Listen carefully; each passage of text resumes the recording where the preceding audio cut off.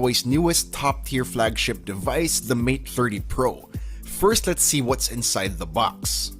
First up, we have the phone itself, then a smaller box that has the SIM ejector tool, then we have the supercharger, USB-C cable, and a pair of earphones. For the most part, in the hands, the Mate 30 Pro feels like a slightly thicker P30 Pro. The metal and glass design feels rock solid and is exactly what we would expect from the Mate series.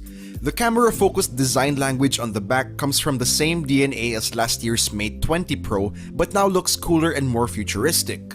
This one we have here is in the space silver color that doesn't have an exact look. It absorbs the ambient color of the environment it's in, so what you're seeing here may not be what you'll see in person, which I think is really cool. However, it's still really glossy and slippery, and since it's glass, it's a pure fingerprint magnet. Up front, we get a 6.53-inch OLED display with a resolution of 2400 by 1176, which yes, has a thick bar-type notch on top, but in this case, I can actually forgive this, since it's not as tall as an iPhone notch, and since it packs the important 3D depth camera for secure face unlock. For all intents and purposes, display quality is pretty much the same as what you would get on the P30 Pro, but what definitely sets this display apart are the extremely curved edges which Huawei calls the Horizon display. It gives a literal edge-to-edge viewing experience, and granted, it's not the first time we've seen it. Oppo and Vivo were the first to showcase it, but it's still really cool. Not only does this make the phone look really futuristic and pretty much eliminate the side bezels, but this allows for the removal of the physical volume buttons. The power button is still physical, which is on the right side, but the volume buttons are now virtual keys on the side of the screen.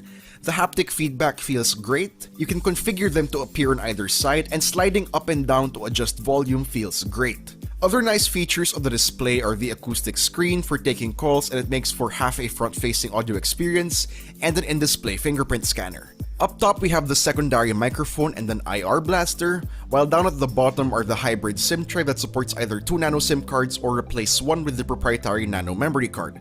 Also the USB-C port, main microphone, and loudspeaker. If you want a headphone jack, you'll have to go for the standard Mate 30. Taking a closer look at the back of the device, we have 3 main cameras, a 40-megapixel main, 40-megapixel ultrawide, and 8-megapixel telephoto. Also, there's a 3D depth sensor. For the front camera, it's a 32-megapixel sensor plus the aforementioned 3D depth camera for face unlock.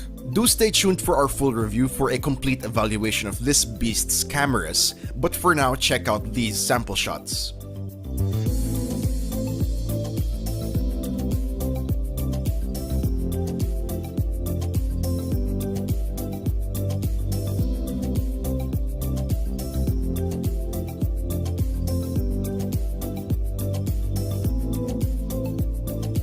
Rounding out the specs, we get the latest 7nm Kirin 990 chipset that has the new GPU turbo. We got 8GB of RAM and 256GB of internal storage. And for battery, a 4500mAh cell with support for 40W supercharge, 27W wireless supercharge, and reverse wireless charging. And note, the phone we have for this video is the Chinese 4G version, not the 5G version. We'll definitely get into software more when we release our full review as well as the other aspects. So for now, guys, let us know what you think about the Huawei Mate 30 Pro in the comments down below.